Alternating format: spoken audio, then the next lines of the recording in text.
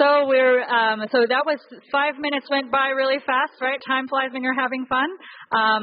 So what we will now do is invite our in-person panelists to the front of the room, and I guess I'll also hand you all a microphone as well, so you can pass the mic when you are answering some questions that came up from people in the room. And so this is where it's fair game.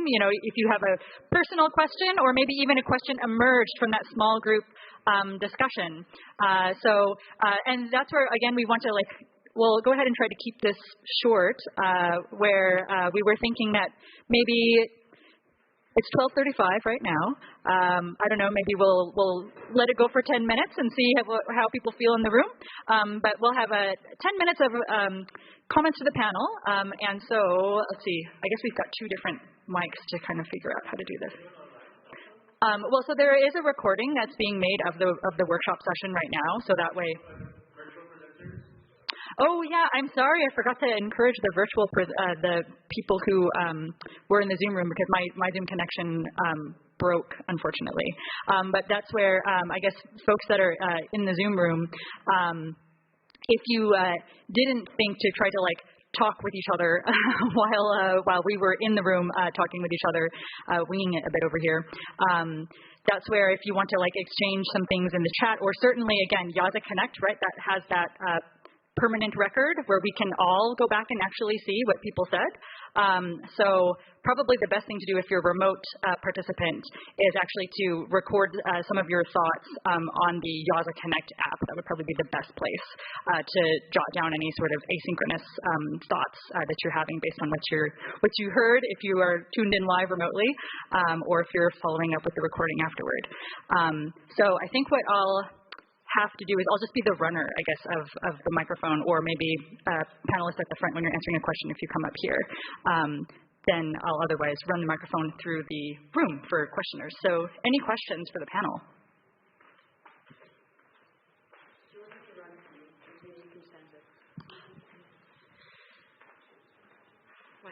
Hi.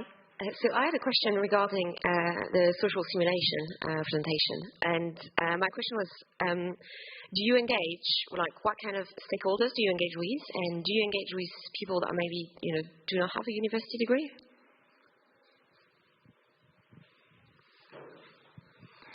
Thanks. So there are many different kinds of social simulations that we've developed over time. I just came back from Senegal when we went into the Fimela region and have community there. I would guess that some of them do not have university education, but very interesting has been to be those people and learn from them. So, I mean, we combine the methods of stories, which also was very exciting to see in Patrick's presentation, but also using some interactive systems mapping, where we do not do this like researchers traditionally do with causal loop diagrams, which we did in the past, but more like bringing the colorful cards with different icons representing different elements, and we bring the big map on the region and let people put the things there and tell stories about what happened. And so I got focused on the second part of your question. I forgot, what was the first part? Was the challenge that associated with that, and you answered most of my question. Okay. And then it was just the challenge that associated with dealing with people that just don't have to, or the challenges. Yeah, I mean, for me, this is very much how the social simulations came about. That I noticed that let's call them traditional methods, which we have all kinds of diagrams, arrows, variables, linking them together. For many people, they still exclude them. It's too analytical. We can say it's visual, but as diagrams with variables and arrows, for many people, it's a too big challenge. So we thought this visual representation and bringing stories would be something additional, which would allow us to expand greatly the audience, not only participation, but also engagement.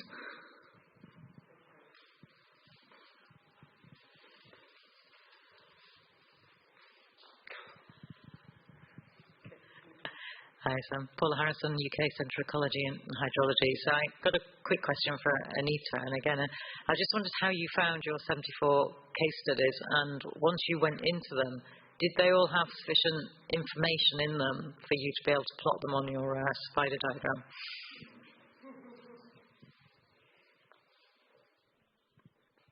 Yeah, that's a good question. So I found the 74 case studies by focusing kind of just a classic academic database search using keywords that were related to scenarios and futures, socio-environmental, socio-ecological, anything linking both the social and the environmental side. I did this a while ago, so the rest of it is escaping me, but that's kind of how I came up with the initial list. And then, of course, focusing on the case study and scenarios is the kind of prominent focus of the journal. Many were not explicit about the choices that they made, and it required some degree of coding interpretation based on, what methods were chosen and what the analytical results were and how they were presented in the journal paper. There are a few that were really great, and it's just lined up in the introduction and methods. Like, this is kind of the view of the world that's being applied through this scenario process, and that's informed the choices all along the way. But yeah, it hasn't been an easy process. But and I can very kind of generally also say that there are quite common decisions that are being made in socio-ecological and socio-environmental scenarios. So, for example, very much about possible and plausible futures, kind of getting away from the probable predictions, and also away from, slowly towards the imagination and scenario diversity. So there were some insights like that. But yeah, not everybody's so explicit about their choices.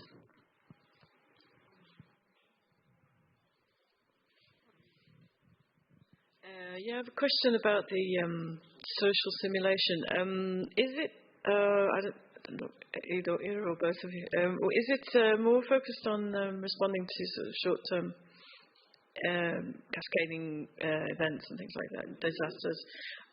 Or is there a version that kind of looks at sort of bottom-up responses to living in a climate change world, so technological engineering, things like rebuilding islands in the Maldives, that kind of thing, and the sort of stakeholder feedback, or how they would see that world as well.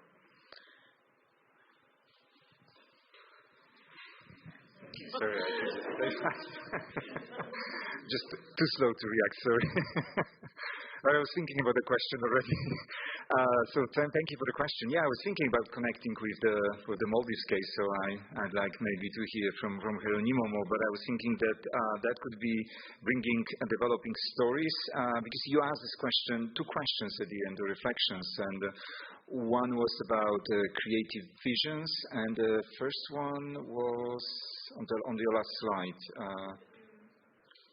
Yes, exactly. How to get them to work on this doom scenario. So that, as I said in our presentation, so we kind of trying to avoid it because we have the same problem and issue by getting people distinguishing that may be a doom scenario for the world, but you can still ask them what Maldives can do, even challenged by such a difficult circumstances like sea level rise. So we always give them this room for their own area of influence when they can actually affect the situation. And the second thing is that to get them more creative, so bringing stories, bringing interaction, bringing them into roles, which sometimes can create distance from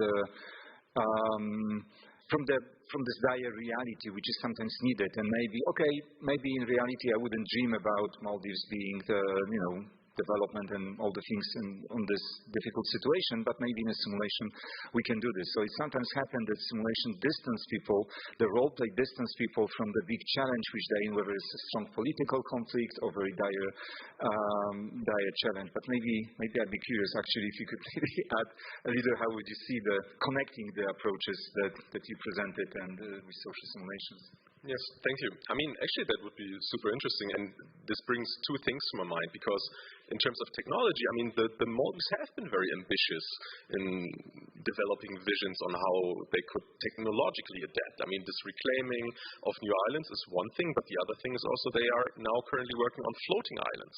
I mean, Dutch people, Dutch companies coming in, developing these floating islands, and I mean, this is something that also was brought up, but here the issue is that it's, I mean, by, let's say, people not from government or so, they perceive this as very unjust, basically, because this is, I mean, again, for people that are very wealthy and, maybe also for tourist resorts.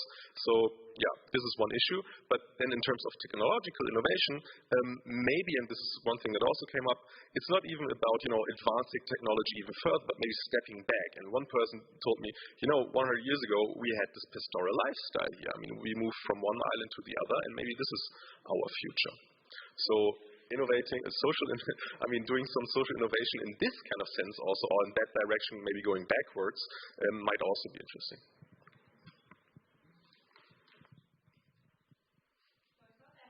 Back first, and then we will, how about we try to collect both questions, and then we'll have the panelists respond to both questions. Okay, and I have two questions, so they're related. First, to the social simulation, just I'm wondering, were you introduced or infiltrating the games with brief actors for some, to give them some hidden agenda to lead to the game? And then the other question is a very methodological question to Geronimo, but also to Anita, because I know she's working also with cross-impact balance. And I was wondering already yesterday, how do you deal with this huge number of factors and this big matrix? How do you engage the experts to fill out? Do you split it up and give just parts to different experts? Do you fill it out yourself by interviewing the experts, or how are you dealing with that?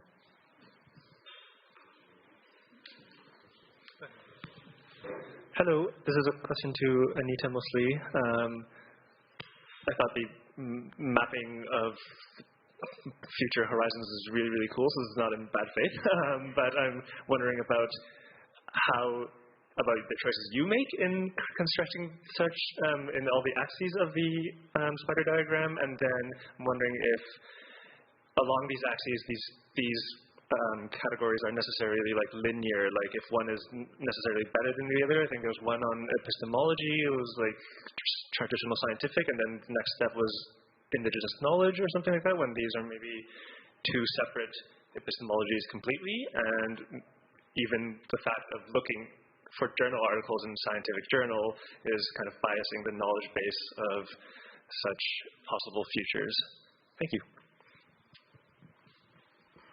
So quite different questions, but one for each of the panelists to weigh in on. So I don't know if you want to actually start with Piotr, maybe, about asking about the putting actors in, and then kind of letting it split out into the CIB questions, and then Anita will wrap up with telling us more about the choices she made for her model. Okay, thanks for the question. I mean, it might just being very briefly on one of the slides with a lot of text, that we have this what we call non-player actors. So if possible, we always invite, talking with the organizer, whoever invites us or work with in a project, that we bring some participants who are pre-prepared and they have some special things to do. So for example, we bring, sometimes we don't want to bring some big roles like, let's say, China or the US, to give to participants, because that may completely change the landscape. So we give it to our trained NPAs, and they bring, during the simulation, some specific events, some specific questions. But on a broader scale, we also have each participant, we prepared a big number of emails, and this, by the way, the simulations are becoming quite massive, so we had up to 200 people already in one simulation, and each of them receives some dedicated emails, for example, like lobbyists who are saying, okay, we want you to do this, or want you to do that. And our purpose is not just to create only engagement, which is there, but also to expose all participants to different ways of thinking, to different worldviews. So if they come up from the simulations, they come with more, they may change their opinion or not, but they at least should be aware of the different arguments going both ways. So this roles of these additional characters, so bringing new special events and bringing new arguments, we use it extensively. That's one of the elements of the whole design. Thanks for the question. I should... Sure, I can do the CIB related thing, and then you can add what. Yeah, that's a good question. The first thing is that I would not suggest having a 15-factor CIB matrix. It was very unwieldy and created some challenges, just a lot of complexity. The way that I did the influence judgments, so this is if you have in CIB a bunch of descriptors that are the drivers of change, and they each have multiple outcomes, and then you see how they influence each other, and that informs the internally consistent scenarios if people are non-CIB people. The way that I elicited influence judgments, which it was a bit of a trial and error, I did a huge set of round one interviews that I got the descriptors and variants from. I encoded that again looking at relationships, so any textual statements that people made that related certain things to each other to indicate what might be an influence judgment. And then I did a second round of expert interviews where I focused on a specific expert's area of expertise and the influence judgments that were related, and tried to elicit the numerical and directional relationships. And yet still, that was extremely challenging with experts because it's not a very intuitive process. And so rather than actually showing them the little boxes and everything, I ended up actually just walking them through questions. And I can talk to you more about exactly how I did that after. But it was... Yeah, I tried a couple of the interviews with experts that I actually know quite well to show them the CIB matrix or even a judgment section out of it and walk them through it. And even it was a huge challenge, and I was comfortable with them, and they are experts and it's an expert-driven method usually, and that was still challenging. So that's what I did, but there are a few ways you could probably do it, and yeah. Do you want to add anything? Okay. And then maybe I can just quickly respond to the last question. Well, and I was going to add something, though, because I also do CIB analysis as well, and to kind of contrast, right, the different approaches. In terms of a very fast approach that I actually used last week with people who were experts in some different sectors, I basically was the person who was hearing about all of the different things that they were talking about. And so I was the one who saw the full matrix, and I was the one who was populating the entire matrix, making sense of these big matrices, in which case I had 19 factors that I was looking at, so even bigger than yours. But because it was kind of like a rapid CIB exercise, that's where people understood this was preliminary, and what could we already conclude from just having kind of a rapid fire sort of CIB model put together. So that would be another model, right, where it's you as the analyst are digesting all of the stuff, and there is a free software package called Scenario Wizard. You can Google for it, and so you're not completely left on your own trying to make heads and tails of 19 different factors. You do have a software tool that can help you, but absolutely there are many different ways to put together a CIB matrix, and so we're happy to have those side conversations with people offline. And then Anita, the last question. Yeah, no, thank you for the question. I appreciate a good challenging question. And yeah, you're totally right. There was, I was the person who was reading all of this theoretical literature, the literature on scenario practice, and trying to elicit boundary judgments and making choices about, I found that the boundary language, and especially from a social ecological systems perspective, it views the world as a complex adaptive system, and so, trying to make sense of that in a way that can speak to both that community and the scenarios community.